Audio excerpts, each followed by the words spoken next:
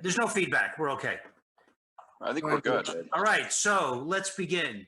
Good evening and welcome to the Tuesday, January 9th, 2020 meeting of the Woodbridge Board of Police Commissioners and the Woodbridge Traffic Authority. This is certainly an unusual event that we're appearing remotely by Zoom. I just wanted to say that I chose to do this format because I thought it was too long that we had gone without having a public hearing, and I think the public has a right to hear us and see us. I also thought, although other agencies and departments in our town have not proceeded with the public having the ability to comment and appear by video, I thought it was important for us to provide that opportunity, although I don't see anyone in the waiting room looking to do that. It's 6:22. We started a little bit late only because of some technical difficulties, but to begin a public hearing by Zoom, we're required to take attendance. And I'm just going to call out everyone's name, and if you can just unmute yourself and say here, just so the record is clear that everyone's in attendance. Dr. Freed? Here.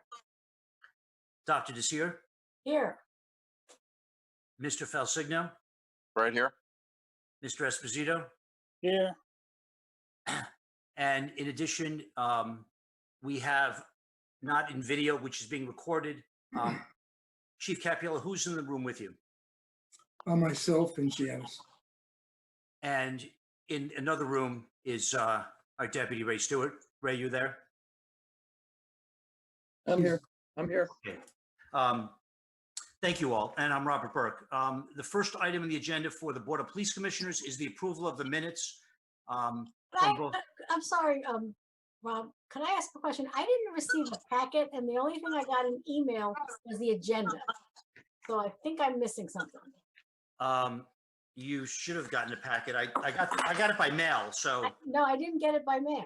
I normally do. okay. Well, that would be a problem because it would be impossible for you to review the minutes. Can anyone fax it to me? Is anyone near a fax machine? Yes, I can fax them. What's your fax? 203. Yep. 387. Yep. 8572. 387-8572. Coming right up. Dr. Shea, how much time do you want to look at that? As soon as I get it, I'll look at it. Not long. Okay, so why don't we just come back in about 10 minutes? Oh, yeah. Okay. Are you gonna have to go? I'm gonna have to go through this again? No, you don't have to go anywhere, please. We don't want to lose you.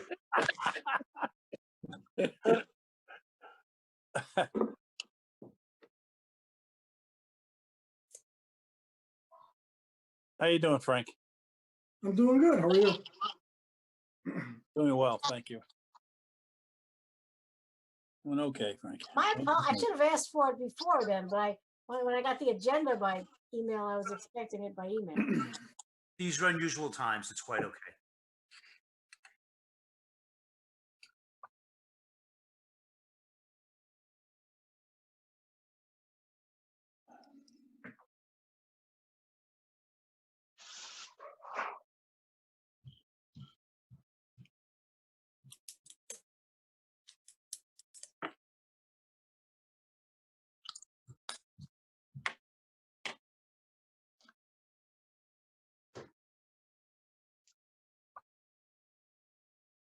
Good profile. You have a nice profile, Steve. Thank you. Look at that Thank Roman nose. That Roman F knows. Debbie, it's going to take a while, and it's going to come with not all the right pages because they're on back and front. So I'll send you the January meeting. You'll get 2 sets of that and 2 sets for March, but you'll have to look at alternate pages. You know what I mean? So I don't have to spend the whole meeting standing at the fax machine. Is that clear?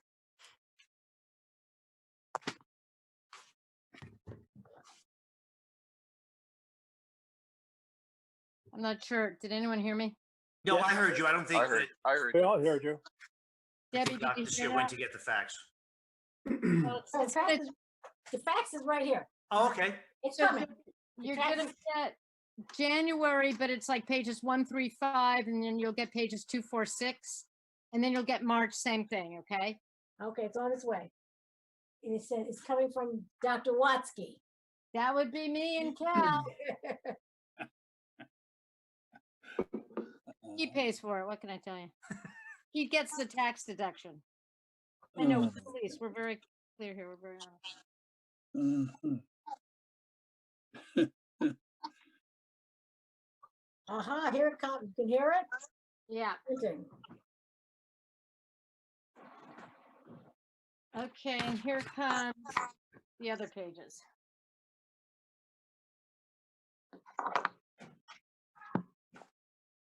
Is there anything we can do while we wait? I don't really want to do that to Dr. Okay. Seer. So you can vote on the January ones because I wasn't there. Yeah, so why don't we, Okay, is there a motion to approve the meeting minutes from January 14, 2020? I so move. Is there a second? Second, Any discussion? Oh, All you all those in favor? froze. abstain. I wasn't at that meeting either. Attorney Falsigno? Attorney Falsigno. Mr. Falsigno, were you there? Almost attorney felt no. But that's my son, my future. I don't believe I was at that meeting. So, So I Excuse me, have to- excuse me, Commissioner Burke. yes, Present at the January meeting were yourself, Commissioner Alcino, and Commissioner Freed. Okay. I'm confused with December, sorry. so I the don't three have of us the can report vote. in front of me. So I will approve the minutes in January. Okay, Who remembers it now? so that's all three. Okay, Thank you. Okay, I think Debbie, you should have all of January front and back, which you don't really need. I do. Now we'll go to March.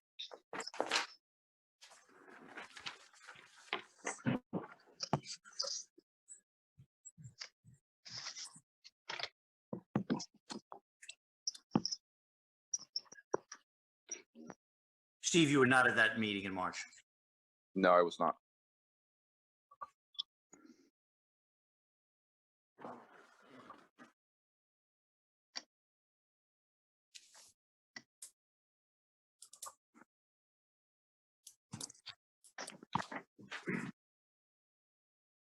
It'll be pages 1, 2, 3, 4, then 5, 6, 7, 8.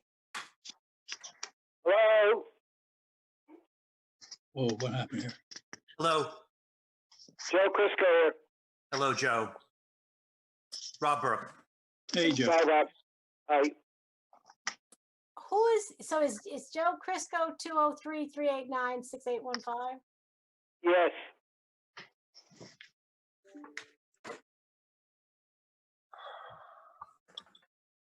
Wait, 3898615.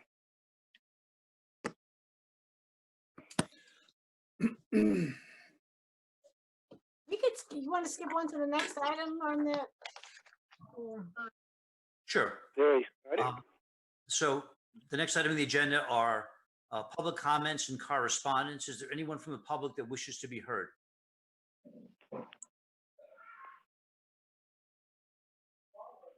Hearing or seeing no one? Is there any correspondence that we need to address? There is none.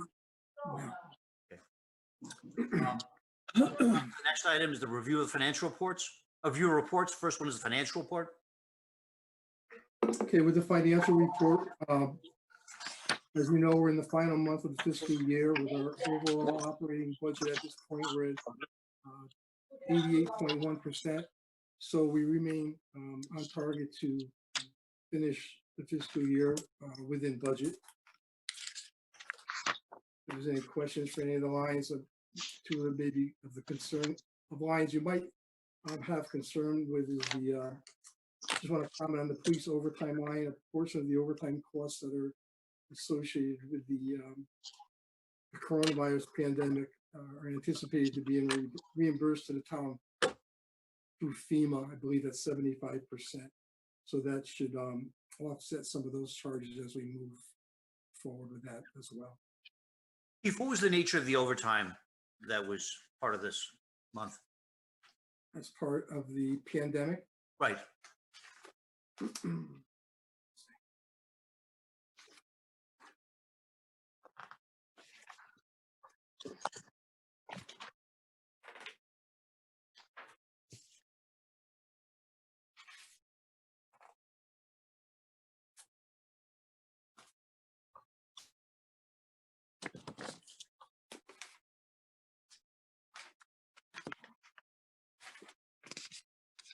22,265 as of the end of the last payroll.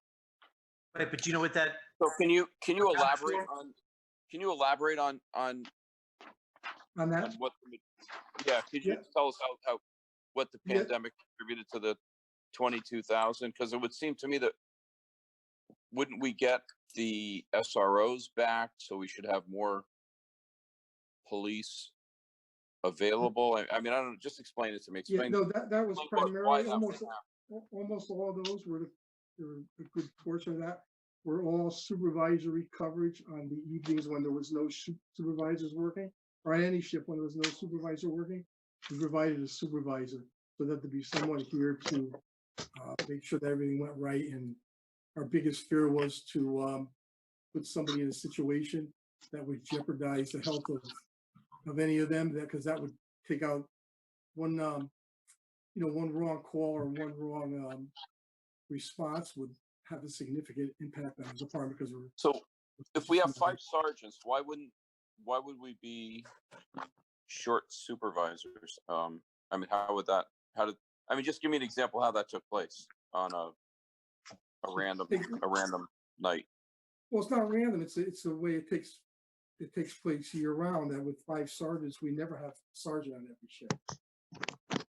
On those vacancies, sometimes we run without a sergeant. That's how it's always been.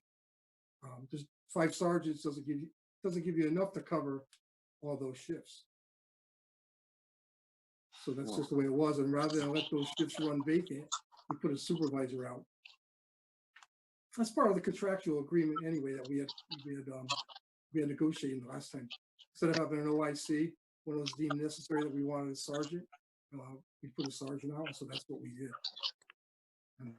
folks, so I can just interrupt you. I've been asked by Ms. Ford, if you're not talking to place your speaker on mute or the mic on mute, because the shuffling papers is a distraction for her trying to record. Thanks. Frank, when does that contract with the sergeants expire, that agreement? No, that's not the agreement. That's the current bargaining contract that we just signed. So not for another 4 years or so. No, I'm talking about that other agreement that we had with the sergeants for the extra work. When is that agreement? That has no expiration date. They never had an expiration date. That's part of the contract. That's part of the union. I thought that was a separate agreement. Initially, it was. So, and how did that get changed?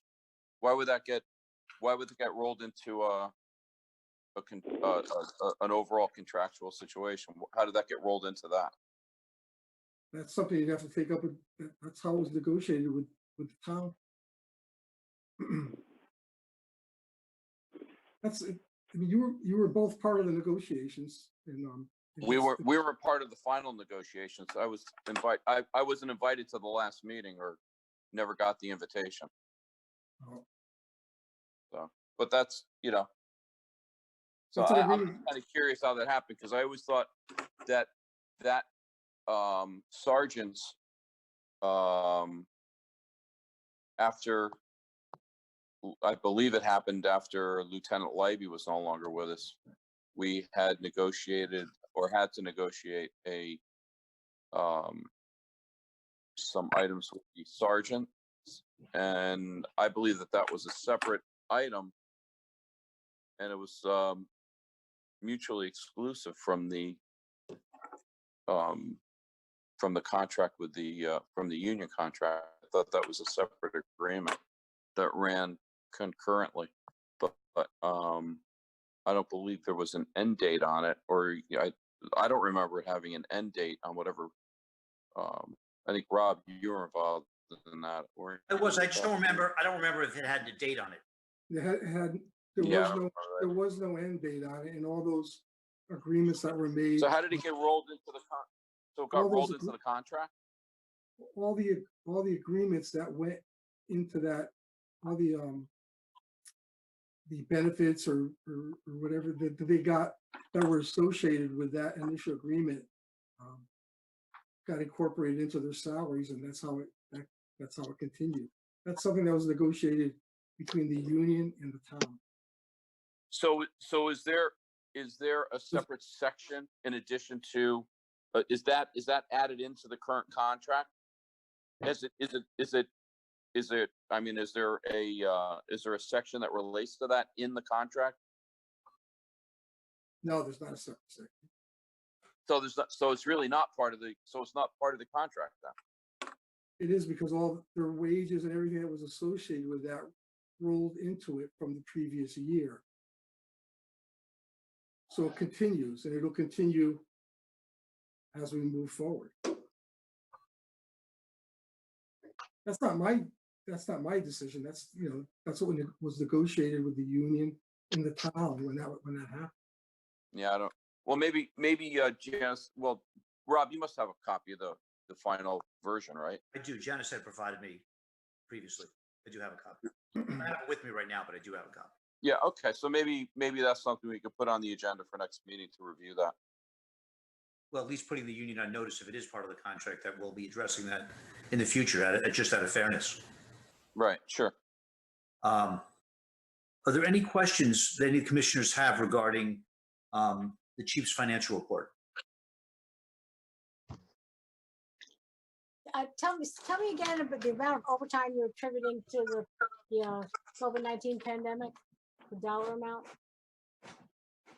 That dollar amount was used to provide supervision over the last 3 months when there was no supervision. No, How much?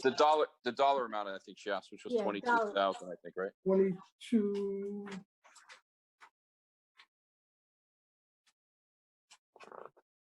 22,000, I think. 22,000. And change. And that was specifically for sergeants to supervise. It was to have a supervisor on duty during the pandemic when there was no supervisor on present. Correct. And that is going to be refunded?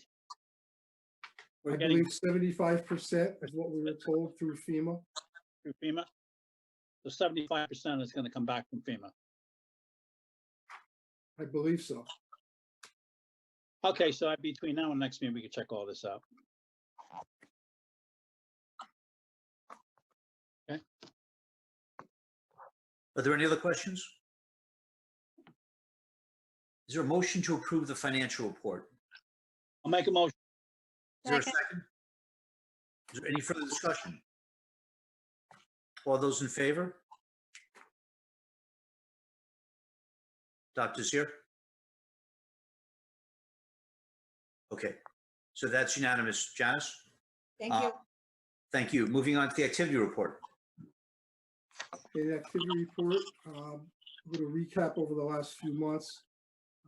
We had 4 burglaries from March 28th to present. At the end of March, we had a burglary at one of the local garages in the business area. Tools were stolen, entry was made via a window. ISU followed up on that, was able to recover a bunch of the items at a pawn shop in New Haven and developed a suspect and subsequently served an arrest warrant and cleared that case. On April 6th, we had a burglary of a garage on Amity Road up near Route 67 in the early morning hours. Anything was missing. And April 20th, Litchfield Turnpike in the late afternoon, early evening, someone was home, heard someone at the rear slider.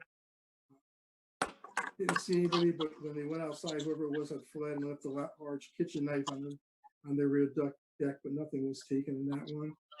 And the most current one was on May 6th on Johnson Road. There was a burglary sometime during the day while the residents were gone. The house was entered and some items were stolen.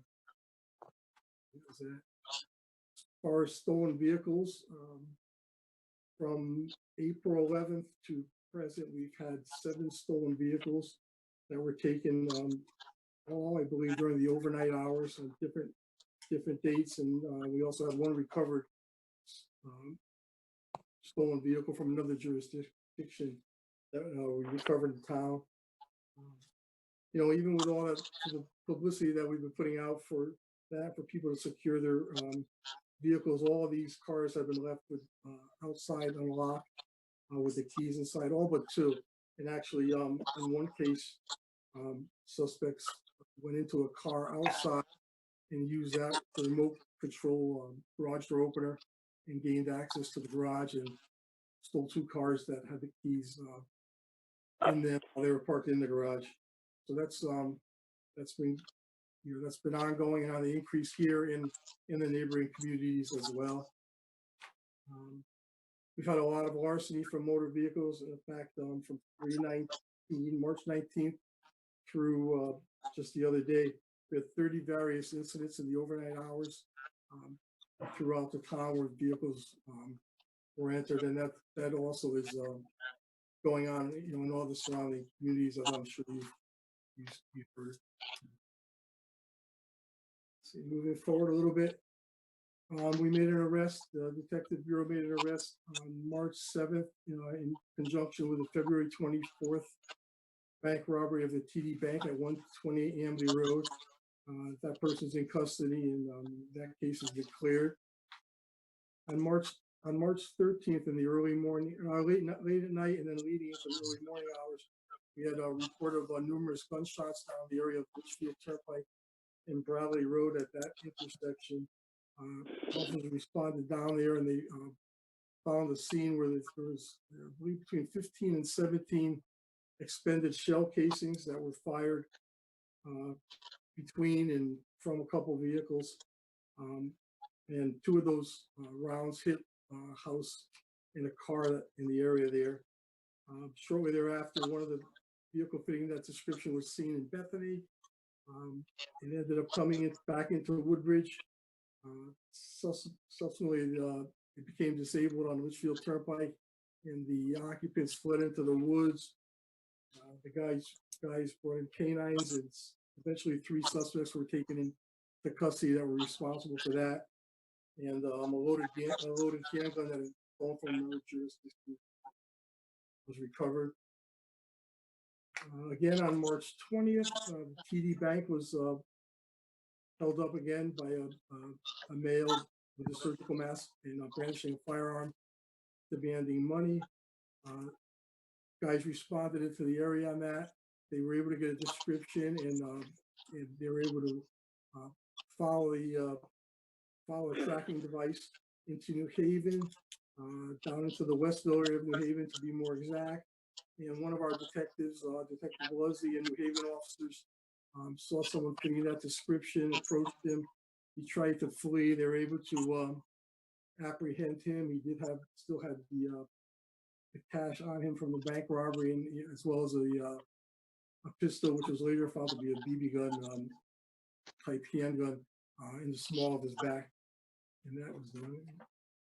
And on April 17th, we had an unfortunate untimely death. The body was found at the base of West Rock Ridge, in a wooded area located at the end of Bradley Road. Walk came in from a hiker that was on top of the ridge and saw what he thought was a body, so he was able to call us, and then watch from up above and direct our officers to the scene where they did find the body. Detectives worked with the state police. They determined that the actual property there belonged to the state of Connecticut. It wasn't town property. And so for that reason, the investigation ended up being turned over to state police, but it ended out that the body had been there for a couple of days and did not involve any types of foul play. And that's pretty much it for the activity report. As far as the criminal side. Frank, can I just Yes. ask a question about the body? Sure. Yes. Was it like someone who had fallen? Was it like his West Rock? Like, what was the cause of death? No foul play, but It was no foul play. It was either suicide or accidental. That's what they're trying to determine still. But there was no foul play. Autopsy and all was performed, and things like that. There was a lot of other issues involved with it, mental health wise, and so on and so forth. So that's the criminal report, and the deputy chief will give you an update on the motor vehicle activity report. Thank you, Chief. I mean, there's really not much to report as far as activity goes. Based on recommendations from the state's attorney's office and coming down from executive orders from the governor, the chief back on March 18th of this year modified our operating protocols. Specifically, it was the contact with the public should be limited and distance as practical as necessary. And that related to traffic stops should be carefully balanced between public safety and avoiding unnecessary contact. And as you look at the sheets, you can actually, you really can't see that, motor vehicle stops in themselves had stopped. In March, we had a total of 69, which was down from February of 134. In April, we had only 4 motor vehicle stops associated with the officers were out there doing their radar details and high visibility, but were in fact not stopping cars. And here in May, we have a total of 18. As far as motor vehicle accidents, they were down, but they were in some cases more serious in nature. Like I don't know if the deputy or the chief had said, we had a fatal on May 15th in the evening. One car, one occupant. But earlier that day, we had another near fatal of a motorcycle up on Litchfield Turnpike at Downs Road, and this is a little bit unusual. Some of the traffic accidents that that have been reported have been serious in nature, which has a lot to do with speed during this period.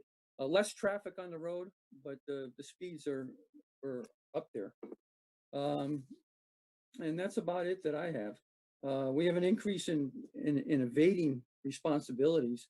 In March, we had 3, April, we had 4, and in May, we've already had 3. So we're up with those. But other than that, it's been, So, I'm sorry, as did you far as say- motor vehicle activity, I'm sorry, itself you said goes, it's been evading relatively responsibility? quiet. Ray, Correct. you said. Those are increase- accidents. Those are accidents where one of the motor vehicle operators has left the scene of the accident. Hit and run. Okay.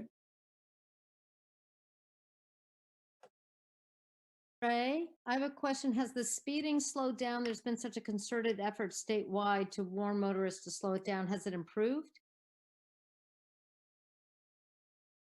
No, the speeds are still up there. It's just that as we go into these next several months, I mean, we will start stopping cars. I know it was a big concern on the state level as far as the state police, where they literally had to start stopping cars because they were going so fast. They were just, they weren't complying with the speed limit.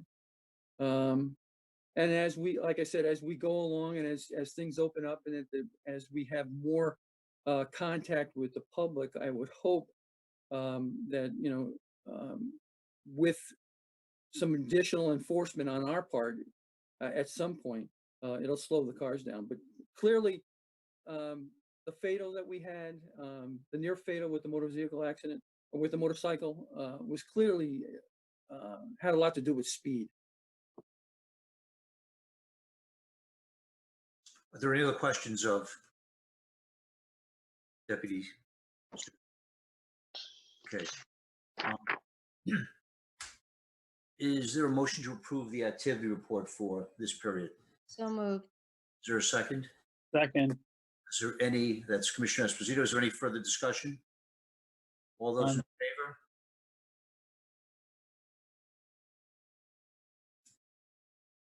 Commissioner Falsigno, oh, okay, we have, everyone voted in favor, Janice. Thank you. Moving on to the report of the chief.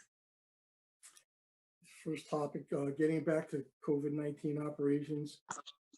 Like we mentioned back in March, we made several changes to ensure the health and safety of our staff and of the community. And for months now, it's like all of us, we're operating in a new type of normal, wearing masks, limiting and changing the way we've been interacting with the public. We staggered some shifts. We've modified the way we conduct investigations, the way we reach out to the public, and the way we deal with court. One key component that worked really well was the way we work closely and continue to do so with American Medical Response and the Yale EMS sponsor hospital regarding responses to medical calls, especially at our extended care facilities, private residents for suspected or confirmed COVID positive cases. Most recently, especially in the very last few days and recent weeks, in conjunction with the state's phased reopening, we've been coordinating with the distribution of face masks and infrared thermometers for the local businesses to help get them set up to move forward. So it's been challenging, for everyone everywhere. But I do have to say, here at the police department, everyone stepped up, worked together to stay healthy and get the job done. And with our priorities to minimize the risk of potential exposure to everyone here. Being a small, department, it's even more challenging. One person gets it, or two or three get infected, and we have to put them in quarantine or stay out. That's going to have a huge impact on that. But the building maintenance staff and everybody worked together to thwart that and doing a good job. So we were on the right track with that, and that was all positive. And hopefully, as we move forward, and hospitalizations continue to decline, and businesses open up, if we stay on that pattern, hopefully we'll continue to move in the right direction. That's my report regarding COVID. A couple months ago, I reported to you that we were in the process of partnering with the Ring system, accessing their neighborhood portal to use it as an additional platform to collaborate with the residents of the community that have that. It allows us to receive images, post images, videos in more real time. So I just want to let you know, and I'm sure you saw the press release, I forwarded it, that we went live with this a few weeks ago. And it was also in the town newsletter. So we're looking forward to that partnership. They actually used it just yesterday. I believe they sent out a broadcast to one area of town where we had some larcenies overnight down in the business area to see if anybody had any video footage. And they got a lot of feedback back, even though it was a business area, there weren't too many cameras. But the people, when it went out, they were very happy to hear from us and appreciative that communication was extended to them. So that's all up and running in effect. Just want to make you aware that tomorrow, the Amity High School will be having their graduation ceremony. Throughout the day tomorrow, it's being performed as a drive-up type ceremony, so that'll be something new in association with the pandemic. They have a graduating class of just under 400, 373, I believe. So they have it organized in different groups, staggered throughout the day. They'll be in cars, 2 cars for family. But we have ample police staff scheduled to be on site with traffic and security and staffing at the school there. So we should be good to go to that, and looking forward to helping them make that a successful and pleasant graduation experience for them. And the school is also looking into the possibility of holding a more traditional type graduation early next month, with the details on that yet to be finalized. So we'll handle tomorrow's and see what that leads to after that. And just at Beecher Rd School, last month, Officer Lynch concluded his DARE program with his first, after all these years, his first virtual graduation ceremony. He worked with the school staff on that and to produce that, and went well. It was well received. And then following that, he and the principal delivered awards to several students at the conclusion of the ceremony. So I just want to recognize Officer Lynch for his completion of another successful year with that, and his efforts for getting it done virtually and finishing up the class with school getting out with school being closed early. So that worked out well as well. And that's all I have for my report.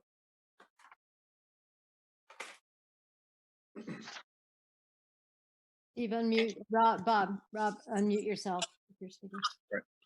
Thank you. Is that, Do any of the they asking me? commissioners have any questions of the chief? Okay. No one's waving at me and I don't hear anyone. Is there a motion to approve the report of the chief for this period? So moved. Dr. Second. Freed, thank you. Is there a second? Commissioner Falsino? Is there any discussion? Seeing no one waving or hearing. All those in favor? You can just raise your hand so I can see. Okay, it's unanimous. Janice, everyone approved? Yeah. Thank you. Sure. Moving on to personnel matters. There are 3 matters you want us to consider. Yes, and I guess before we start those, I just need to request a motion to add one item to the agenda under personnel that came up this morning regarding a retirement. Can you say that again? I couldn't hear. Chief, could you just give the commissioners a little more detail before they vote on putting it on the agenda? Yeah, yes, we had this morning I received the intention to retire of one of the dispatchers effective July 29th. So I just want to get a motion to put that on the agenda. Okay, to add to an agenda at this time, we need 3/4 vote of the commissioners approving it. Is there a motion to add this item to the agenda? Commissioner Freed, is there a second? Commissioner Falsigno? Can I just to clarify, this came up once before, and we were told that we could not add something to the agenda. So now it's 3/4 vote of the commissioners? That's what I've been advised. Yes, I knew that there was an item that was going to come up tonight, and I was advised by town council that by 3/4 vote, it can be added to an agenda. I think that to clarify that, I think you can't add during a special meeting, but you can add during a regular meeting. Correct, Rob? There wasn't an issue because tonight's a regular meeting, so that didn't come up, whether it was a special meeting or not.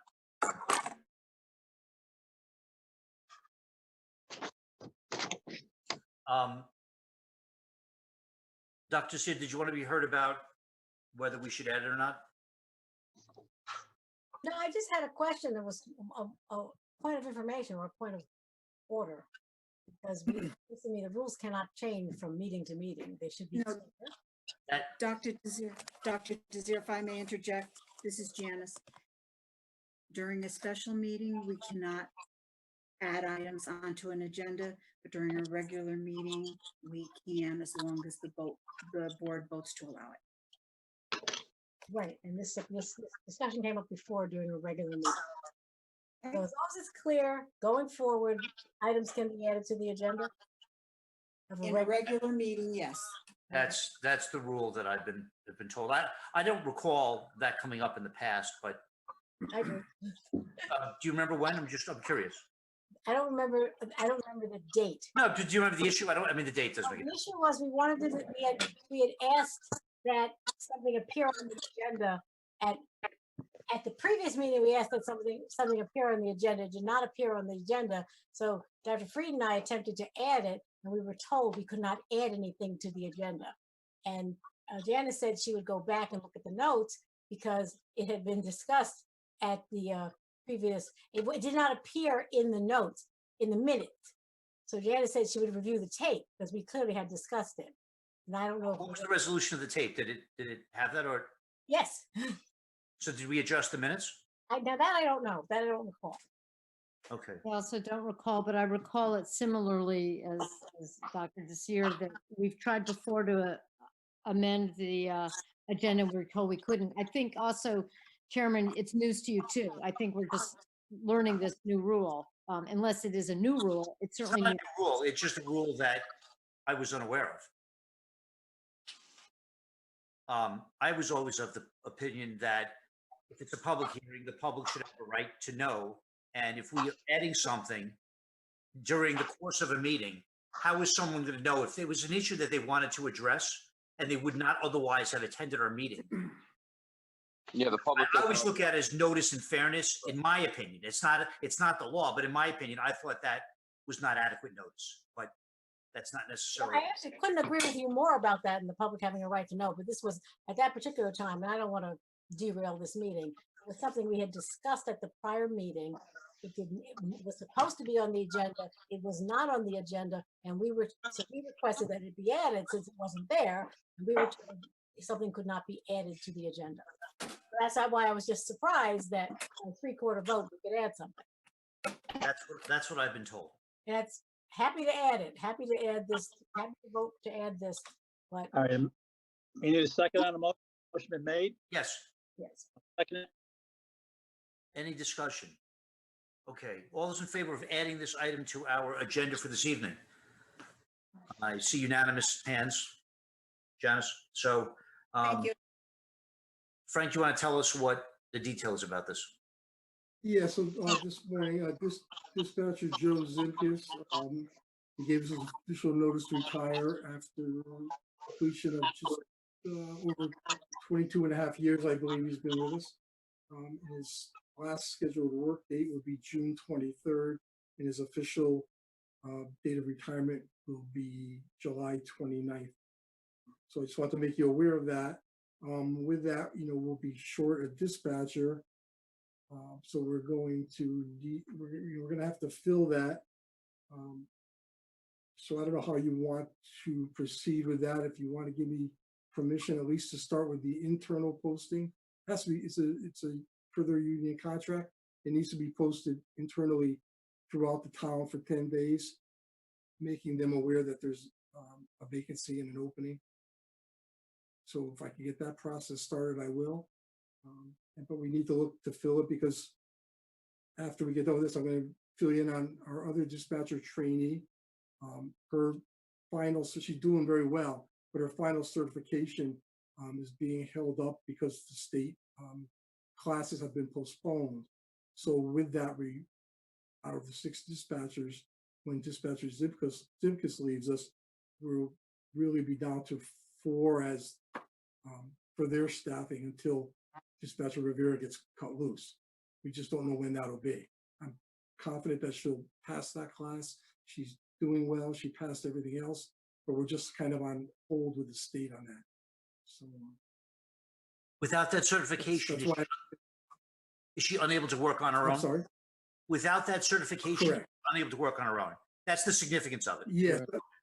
Yes. It's, and in fact, it's the final state telecommunicators certification. So that's what's hampering us with that. With Are cutting you our rules. proposing, Correct. Frank, we'd be able to hire somebody already fully trained? That would be the goal, because that'd be quicker to get someone on board if they're already. Well, that would, if we could get the right person, that would definitely be best and be most efficient.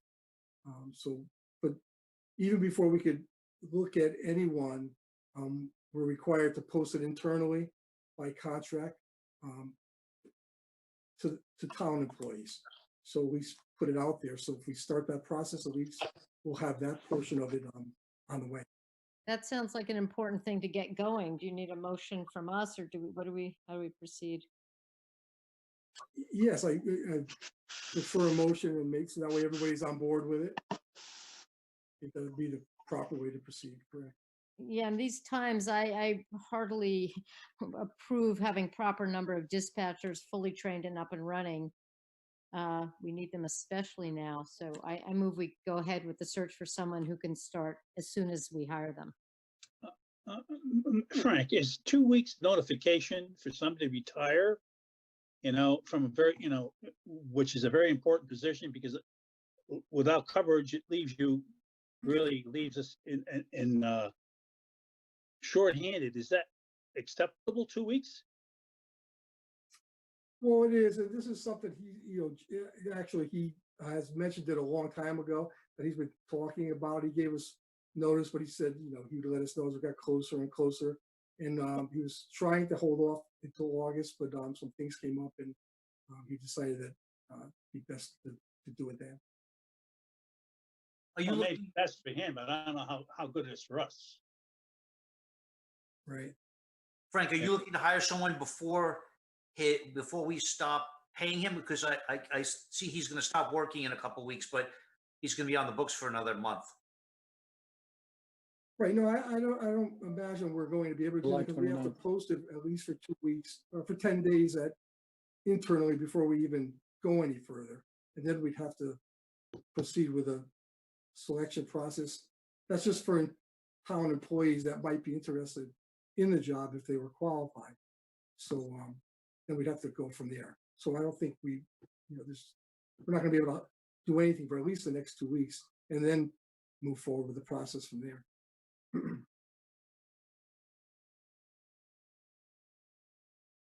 So we're already short-staffed on dispatch. How are we going to manage that? Just to follow up on Commissioner Esposito's comment, how are we going to manage that with staffing? We're gonna have to make mandatory staffing, and people will have to work over. We won't have 2 on the shifts where we would have had 2. We won't. And the only time we'll have 2 dispatchers is when the dispatcher trainee is with someone. And other than that, we're going to have to pay overtime for them. No other way to do it. Of course. It's only 4 dispatchers. So his last day again is July 29th or June 23rd? 23rd, he said. June 23rd is his last scheduled day of work. And then he'll be taking accrued vacation time, personal time. And then July 29th is his official date of retirement. I see. Okay, thanks. Is there any provision to allow per diems? No, that would probably be something that could be a contractual issue, but there are no provisions for that.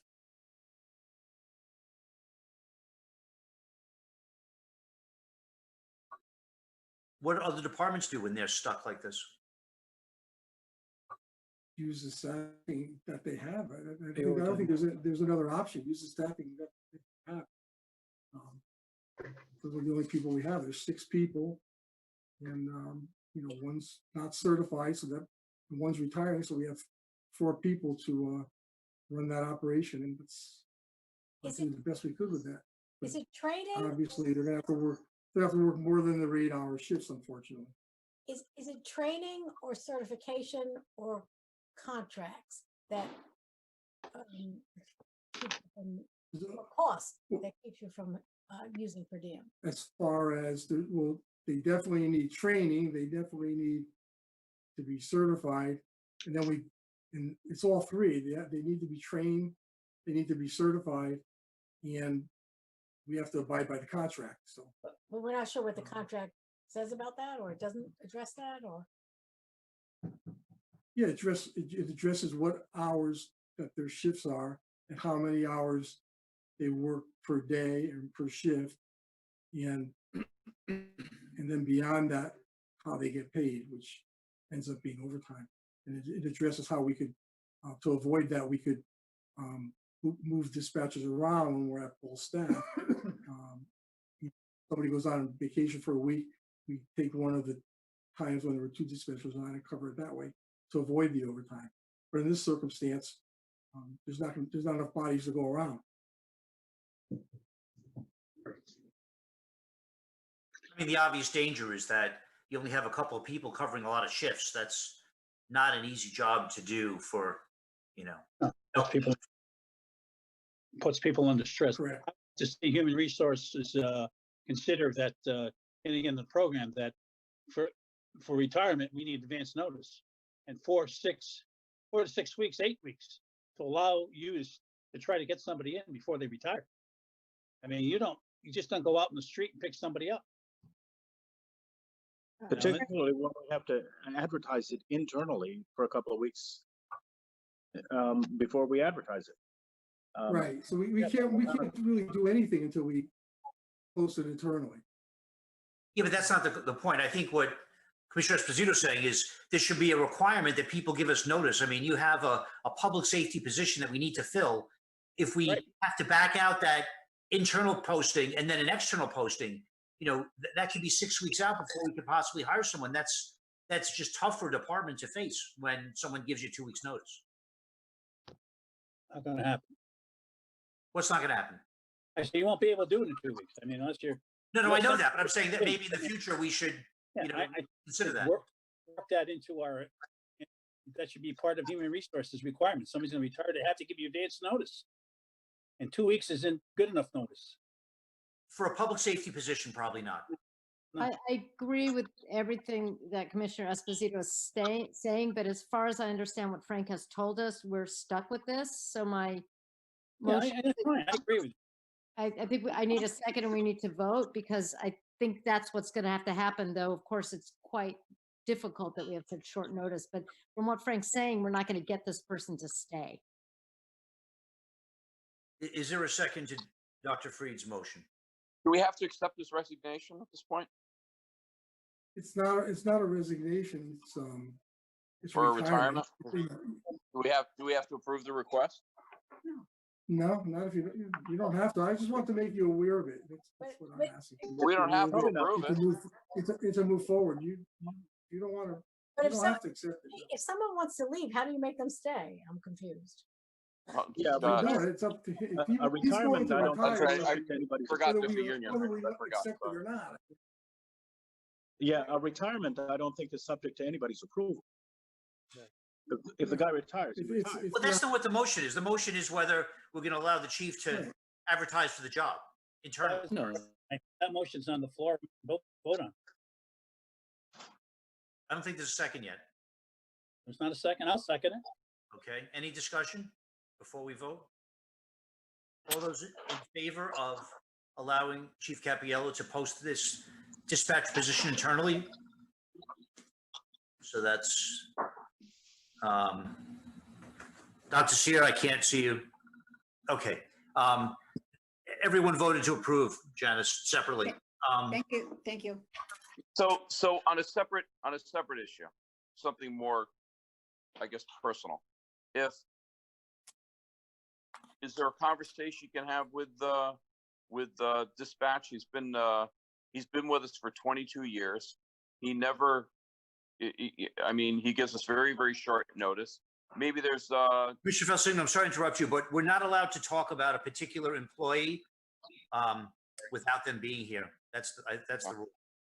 well, maybe going forward in it. You're talking about hypothetically in a situation. Hypothetically, so I'll pose the supposition. Maybe in this situation, maybe the chief might want to have a conversation with that particular employee and explain the uncomfortable situation that they're putting the town in from a safety standpoint, and maybe they might want to delay for a couple weeks until we're in a better position to supposedly fill the slot to continue providing adequate safety in that position. I can just tell you that, we have spoke about that and actually he has extended his time. He went longer than he had wanted to, hoping that dispatcher would get, so it wouldn't be a burden to the town and to his fellow dispatchers, so they wouldn't, be forced to stay, but he's reached his point where, he's decided that that's what he wants to do. But not But he really, has. because he provided you with, or that person provided you with a notice today, and 2 weeks later so there wasn't anything definitive because you never received the letter. Correct. But the bottom line is, he's eligible to do that. He chose to do that. For 22 and a half years, he was a very dedicated employee, trustworthy, loyal, come in whenever. And Chief, I'm sorry to interrupt you, but I retired, mean, that's his we really prerogative, should and we move- talk about someone that's a personal matter. So we need to move forward. That's Yeah, my, I'm sorry to interrupt you, but yeah, no, I understood. So that's fine. So I mean, that's great. We wish him the best. Whoever that person was, I'm sure was a great employee. So that leaves us with staffing levels in the SRO. Is that what we're up to? Okay, so I filled you in about Dispatcher Rivera, that she's on hold with that. We have a request from Deputy Chief.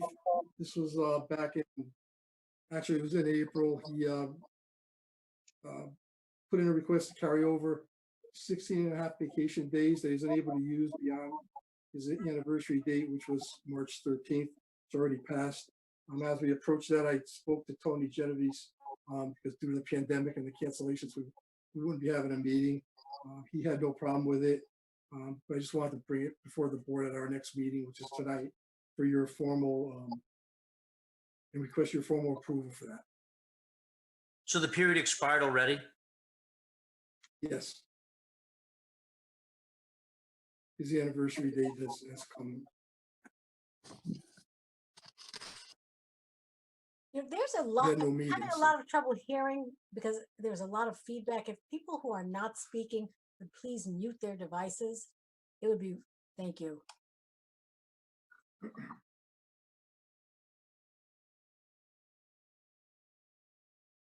I lost track of who was talking. I apologize.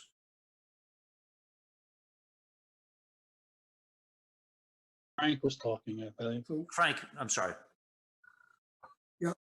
so correct, you asked if his anniversary date had passed, and yes, it did. So that places in a position of approving something after the expiration date, which, Right, it's just this unusual circumstances. That's why I ran it by the finance director. He was good with it. He said, just, there's really no other way to do it. There was no meeting. He said, he gave his tacit approval. He said, just, share with the board at the next regular meeting. right. I mean, look, I don't know that in law, there's a provision to permit an extension after a deadline is passed. It's called nunc pro tunc. So I don't see why it wouldn't be able to apply in this context in light of the unique scenario that we faced. So is there a motion to approve the carryover of the deputy's unused vacation time nunc pro tunc? So moved. Is there a second? Second, Commissioner Esposito, all those in favor? Everyone wave their hands in favor. That passed. Thank you. Thank you. You're welcome. Ray, you're Okay, on. the last topic I had was the staffing levels and the use of the SROs.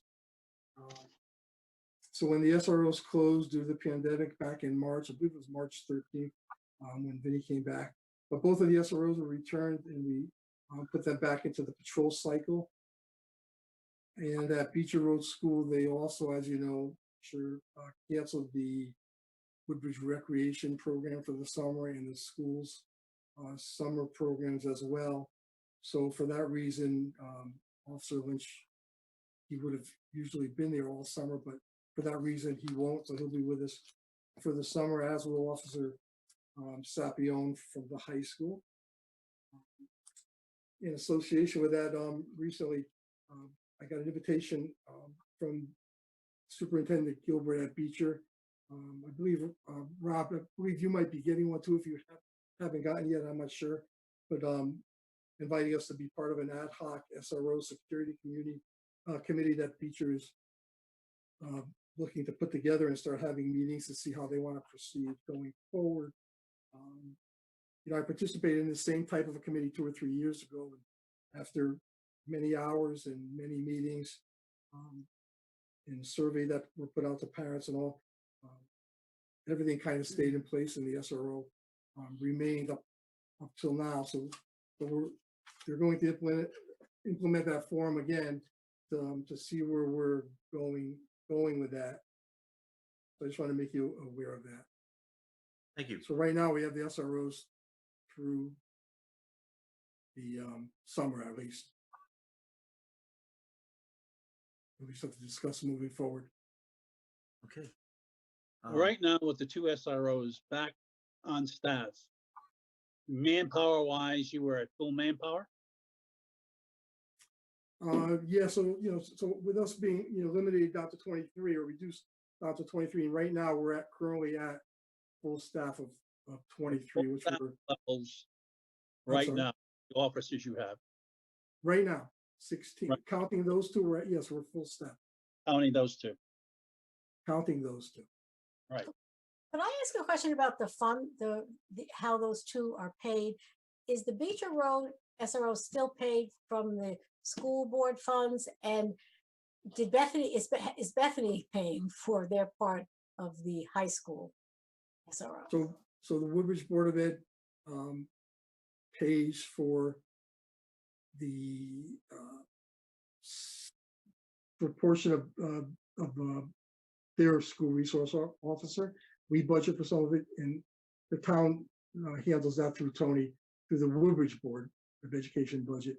As far as the school resource officer at the high school, Bethany Orange and Woodbridge from the Amity Board of Ed contribute into that, a percentage into that. Dr. Seer, it's my understanding that Bethany has not yet reimbursed Woodbridge for the decade of our payments. Yeah, that was my question, because there was an outstanding issue that Bethany was just That has not been paid yet. declining to pay. That has not been paid yet. And so, and then going forward for Beecher Road, that's not going to come back into our budget, is it? I don't think so. I mean, if they eliminate the SRO, well, I guess Yes, they live, we'll take it up that much. I don't think so. I mean, I can't speak for the other commissioners, but I don't think that was our intention. And then we don't know. So Bethany has an outstanding debt and a debt going forward because they're still not paying? They're paying now because it comes out of the Amity budget. I see. So they pay per their share of students. But as far as that outstanding 10-year period, my understanding is they have not reimbursed Woodbridge yet. Okay. on the other hand, I like being at full staffing levels. We haven't been at that for a long time, and I like that, the fact that we are with those 2 SROs back on the road.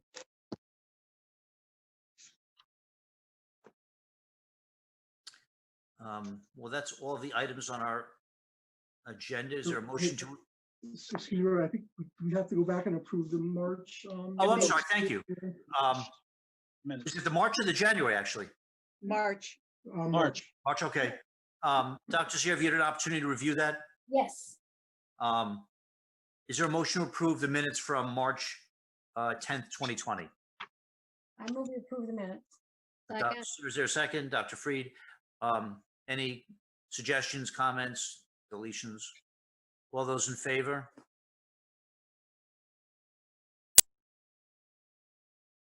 Steve, I don't see your hand. He Yes. was not, he's abstaining, I think. I'm abstaining. I was. Oh, okay. I wasn't sure if that was another hand gesture you were. Is that a reference towards my Italian descent? No, I thought it was just your contempt for me.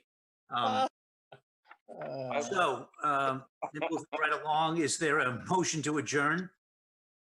Motion to, I've never seen people move so fast. So I think we have 3 people that moved and 2 people that are seconded. Janice, good luck figuring out who that is. I think it was Dr. Freed and Mr. Esposito. Thank you. All those in favor? I see 1, 2, 3, 4, 5 hands. Okay, good. So it is 7:25. Welcome to the Woodbridge Traffic Authority. Hello, everyone. We have to take attendance once again. I'm Robert Burke, Dr. Freed, Here. Mr. Esposito, Here. Mr. Falsigno, here. Dr. DeSier. Here. Also on this Zoom call is Chief Capiello, Here. Deputy Chief Ray Stewart, Here. and Janice, Here. sitting with the chief. Okay. Yeah. First item on the agenda are public comments and correspondence. First, the correspondence. Is there any correspondence that we have to deal with? If there is one correspondence that came in this afternoon and by electronically by email, and I'll have asked Janice to read it and share it with the public. Okay, the email that we received today reads as follows. Good afternoon. My name is Michaela Cardozo. I am a 21-year-old Woodbridge resident. I am writing to ask for assistance in organizing a peaceful protest in Woodbridge for the Bethany, Orange, and Woodbridge communities to participate in on Saturday, June 13th. I feel that it is our responsibility as a community to show up for every person of color, especially Black citizens in our communities. I want to organize a peaceful protest of which involves a few speakers, a march in our town, and a moment of silence for those who have been killed unjustly by police brutality. The injustice and systemic racism is not just a city problem. It is an American problem. It is not Black citizens against policemen. It is everyone against racism in our country. The focus right now, however, is on police brutality and working towards reform. It is incredibly important that we come together as a community at a time like this. My intention is to have 2 or 3 individuals from the community speak or sing to honor and support the Black Lives Matter movement. Following these speeches, we would take a kneeling moment of silence for 8 minutes and 46 seconds to pay respect to George Floyd, Breonna Taylor, Ahmaud Arbery, and the countless others that have been senselessly killed. At the end of the moment of silence, I thought it would be effective to allow the community to peacefully protest through marching in solidarity.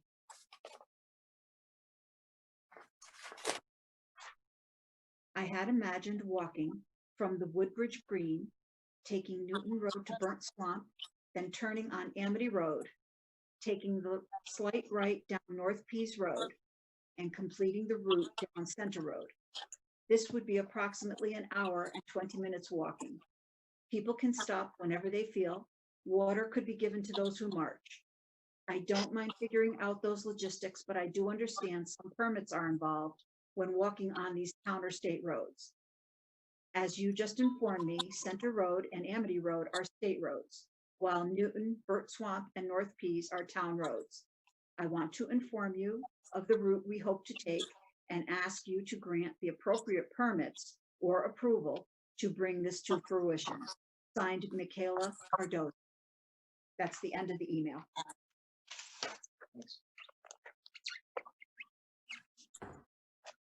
Frank, is there anything else you had to offer in regard to this request?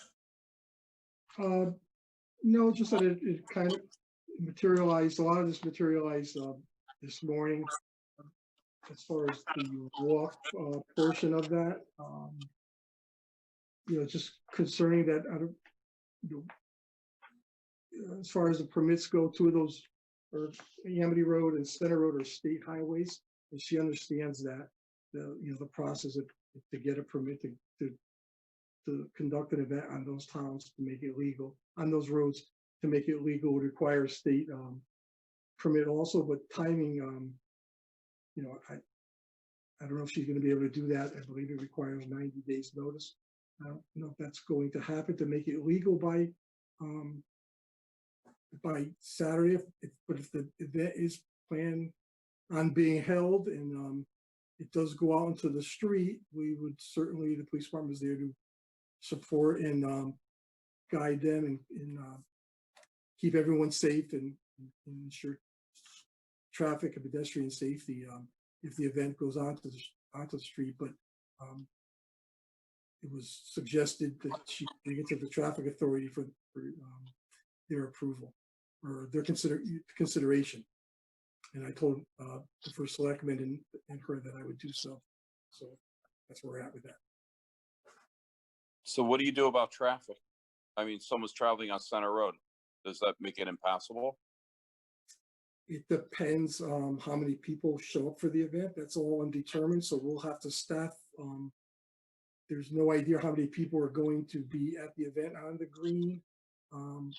It's going out from what I'm told. It hasn't really been, there's really no set plans yet, but it's going out through Facebook and from what I was told to a group of her friends on Facebook. And then from there, where it goes, we won't know. Maybe we'll get more intelligence or information as we get closer to that date, but right now we don't know. So we're going to be, we'll have to prepare accordingly so that we could, provide safety and safe passage on the roads and the center of town, and Does it just create a- getting up at the Amity Road and all. Because that's I mean, I think it's really impressive what she's doing, but is this going to create an overtime issue? it certainly is going to create an overtime issue, but people have the right to protest, and we can't stop that. But we're Yeah, tasked no, with I mean, that's what ensuring- America's ensuring their about, right? safety. So that's Peaceful, that's what we're peaceful going with. protest, right? Peaceful protest. So we'll staff accordingly. We'll staff accordingly, but we're staffing for an unknown. But hopefully we'll know more as we go forward with that. Can I ask a procedural question? When there's a town march, especially for Black Lives Matter, and we want this to go as well as it possibly can. I've been going to some marches. I'm sure we all have been struggling with this issue. One of the things that's come up is it's lovely when the police presence is really peripheral, and who you see closer up are like EMTs or other sorts of volunteers manning the water tables. So when there's something like this, I guess in our town, it would be the volunteer fire department who might also be called upon to help sort of organize. So it's not like heavy duty super police. That's sort of not the only thing. Of course, it'll be wonderful if the police all take a knee for 8 minutes. That'd be fabulous. And I hope that happens. But can we get some other help from the other town services? So it's collegial amongst us all town people, but also it's not just the police being the authority figures. You know what I'm Yeah, saying? well, actually, and this is supposed to be an event for Bethany Orange and Woodbridge residents, so it's going to get out there. But so we'll share it with those agencies. But I also actually I mentioned to Sean, the fire chief, Chief Rowland, this afternoon, briefly, and I told him, it's kind of all developing suddenly, but that we would talk in the near future and come up with some coordination as we move forward and know exactly what we're planning for. But that would be the plan. The date again was when? Saturday. Saturday, this Saturday, June 13th, from 1 to 4. They've received a permit to use the town green, the center green out here. They have a permit for the town, Frank, they have a permit for the town green, Correct. but they don't have a permit. So what, did you discuss logistics if they don't get a permit for the state roads? I told her at that point, they have permit. They have permit to use the town property.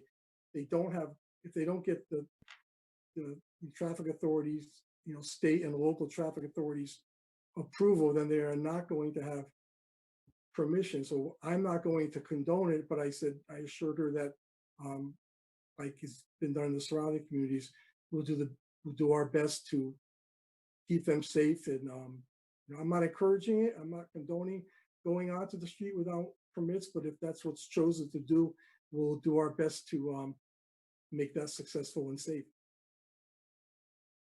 But to stop that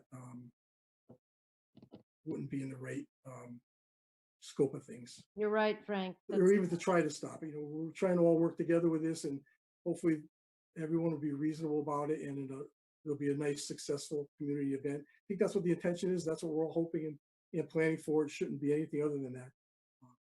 Getting out to the roadways is concerning. We want everybody to be safe, and more so getting, Amity Road is a highly traveled road, and we can get everybody to walk on one side, it's fine, but to impede traffic, that's a 5K route that they're going, and to have people walk that is going to obstruct the roads in some way or manner for probably an hour and a half if it continues, or longer.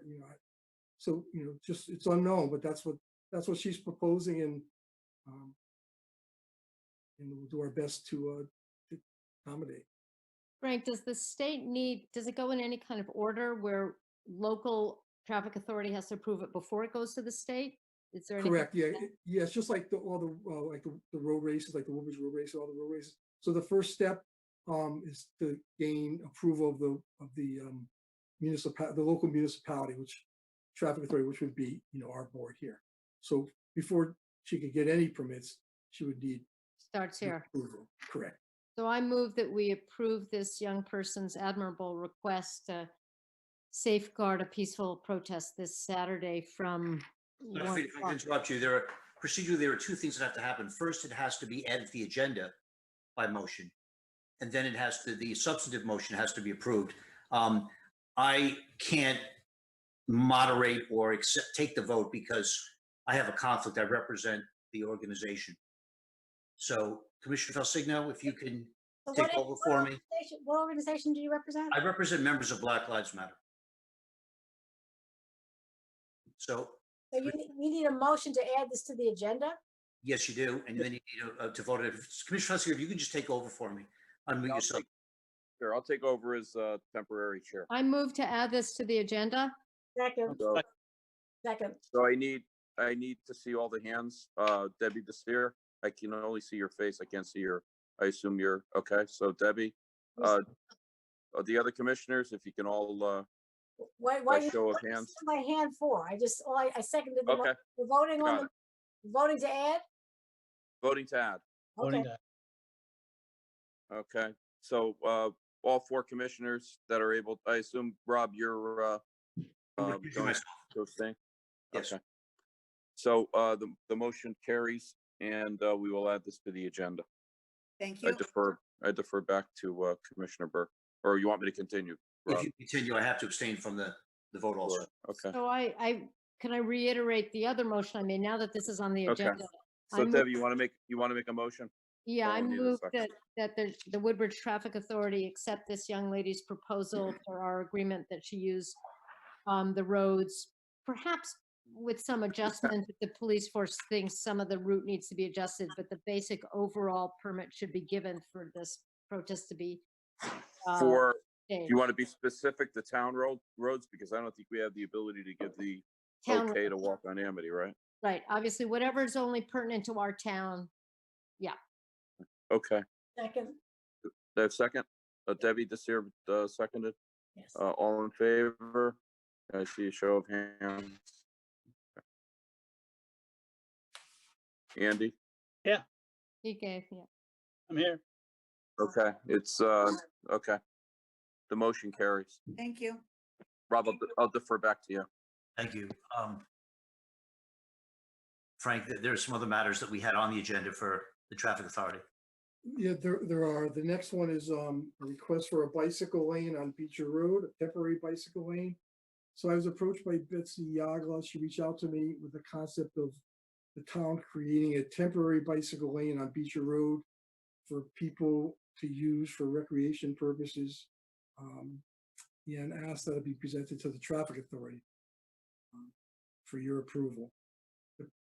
There's no written plan, but there's the proposed plan. As she explained, it would be to mark off a portion of one lane on Beecher Road from the area somewhere thereabouts of the community gardens and go all the way down to the intersection of Rimmon Road for bicyclists to use. That portion of one lane, she said, would be marked off with orange traffic cones, and they put up some sort of signage to tell people that's what its intended use was. And regarding the maintenance of putting the cones out and making sure they're there and the signage, she said that was going to fall under the fault of the Public Works Department to take care of. So, we've been in discussion about it. One of the challenges that is with that is that bicyclists are required to ride with the traffic flow. So, by putting one lane out there, they have a designated lane to go one way, but not a designated lane Yeah, to like, come back unless they're going to go somewhere else. But I reached out to Warren Connors, the Public Works Director, and about this thought and concept of creating a bicycle lane like that. And he said that years ago, he thought back when Mr. Sheehy was the first selectman, that was extensively studied back then to make a permanent bicycle lane. And it was found that the roadway is not wide enough to accommodate bicycle lanes and to have safely accommodate traffic lanes. So for that reason, it was never done. And Warren actually pulled up the widths. It varies, foot or so here, throughout the length of the road. But he looked at it and he said, to put bicycle lanes, he said, or to encroach on one, it's not going to leave him room to have two legal traffic lanes. And that's why it was never done in the past. So he felt that the layout and the maintenance of the cones was going to be a problem for his staff to handle. I'll give you my thought on it is that, I'm sure you could remember more vividly, but years ago, we had a tragic fatality accident with bicyclists on Beecher Road. Were struck and killed by a passing motorist. And I just think to, put a temporary setup there, and you're kind of giving people a false perception that it's safe to ride in a coned off area when it really isn't. So I'm just concerned about any liability risk that it might put on the town for that to invite people to ride in a legal setting. But that's what I feel. But I think maybe the board members might want to weigh in on that if you have any thoughts. Well, normally a bicycle lane, that most of the lanes are lined off. I mean, I don't see any lanes that are coned off on roads. I mean, there's a bicycle lane. It's so many feet wide, and it's most of them are both sides of the road, and they're used for bikes and people jogging and walking. So I don't know how you put cones all the way down Beecher Road. And these going to have to be put there daily and left. And I don't really see that as being practical. And people should be jogging in a different direction than the bikes, because the joggers should be against traffic, right? And the bikes should be with traffic. Right. I don't see it, Frank. I think that I agree. That this is we're going against normally how the bike lane should work. You're riding with traffic, or you're riding against traffic. You have one lane going both ways, or is it a one-way bike lane? I don't know. Somehow it doesn't.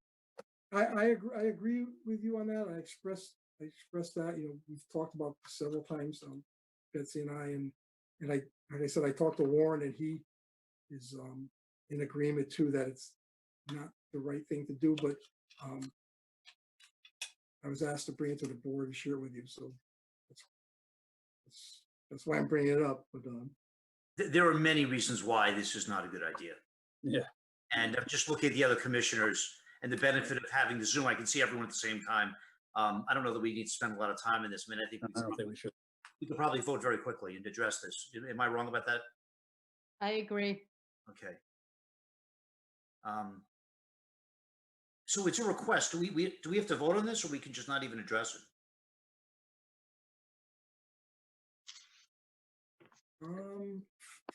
It's it was a request to present it to the traffic authority for their consideration.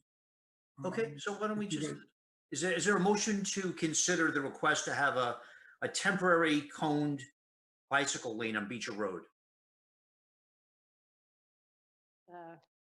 Is it most expedient if we? It's a motion to consider it. It's not, we can deny it or we can accept it. So Okay. moved. Is there a second? Could you just state the motion? Sure. It's a motion to consider the request for a temporary bicycle lane with cones to be placed on Beecher Road. We're being asked to address this, whether we approve it or don't approve. Need a second to at least vote on it. Okay, so that's your answer. It doesn't even go forward on a motion. Next is the Rice Road issue. Back in March, we received requests from 2 residents of Rice Road regarding speeding concerns in the area and an increase in commercial vehicles using Rice Road as a cut through. One of the residents also inquired about the possibility of putting speed bumps on Rice Road, having them installed. In response to that, in the meantime, because we have had meetings, we've had put the speed trailer out there for an extended period to raise awareness, and moving forward with it. The deputy chief will bring it up with the traffic committee at their next meeting. Those have been on hold too, as there's no meetings being held, but at the next meeting, we'll bring it up with them as a first step in trying to address that with the residents, and then we'll go forward from there, and I'll keep you posted on that. Thank you. And just two final things just to make you aware of. These are both state of Connecticut DOT projects that are going to be coming forward. In April, the town was notified that the Connecticut DOT is doing a statewide project to upgrade the uncontrolled state road mid-block crosswalks throughout the area. Of those, we only have one in town, and that's the crosswalk that is out in the back of the PD here, that in front of the fire department, that connects the fire department with the center parking area over there. So the state's plan is what they're going to do is they're going to install rectangular flashing beacons at the crosswalk to improve visibility and to heighten motorist awareness of pedestrians as they intend to cross the road. So just in addition to the notification to the first selectman, notification came to the LTA, so you're aware of that. That's going to be happening. And then the second project that the DOT is going to be doing statewide, they're going to be revising various traffic control signals, the overhead control signals in different areas. The only one they're going to be addressing with this project in our town is the one at the intersection of Amity Road and Center Road, the one by the Blue Check Deli there.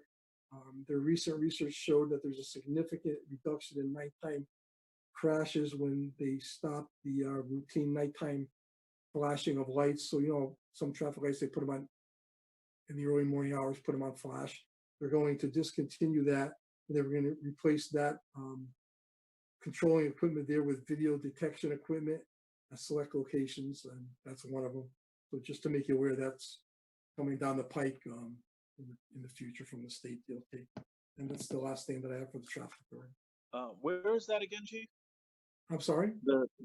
Where's the video detecting going to happen again? That'll be at the by the Blue Check Deli, the intersection of Amity and Center. Oh, okay. Yeah, okay. Thanks, Chief. So they're gonna, instead of having the light flash at night, they're gonna leave it on 24 hours a day. Is that right? No, they're going to, yes, they're going to leave it on 24 hours a day. And And where does the video detection fit in? they're going to install it. I'm not sure the logistics of that, but wherever they deem appropriate. They just pretty much just gave us the notice that that's the intent of their program, not the actual, diagrams and schematics. What does video detection do? I think the video detection will detect when a car comes into the intersection. It'll let them know that the car's there, and it'll trigger the light. Something Oh, along those lines. all right. I see. Is that all of the matters we have to address? Yes, it is. Thank you all for your patience. This was a challenge. It's good. Good to see everyone. Well, I thought it went well. It did. It's good to see everyone. It's good to see the faces. This is much better than having a phone meeting, which was suggested to me. So I'm glad we did it this way. One thing, next time we have another Zoom meeting, before the meeting, Janice, if you can make sure everyone has the paperwork, and if not, do the faxing before. Well, they have to notify me. If I'm notified, of course I will. My apologies. I should have notified that I did not get the packet. Okay, thank you. Thank you all. And thank you, Janice, for modifying the agenda at the last minute. I appreciate that. You're welcome. Good night, all. Good Okay, night. stay well. We need Bye-bye. the motion Take care. to adjourn. Oh, Motion to adjourn, Rob. I move we adjourn. is there a second? We're so anxious to get going. Thank Dr. you. Freed, all those in favor, we already lost Steve. All those in favor? Steve's gone. Thank you. Bye.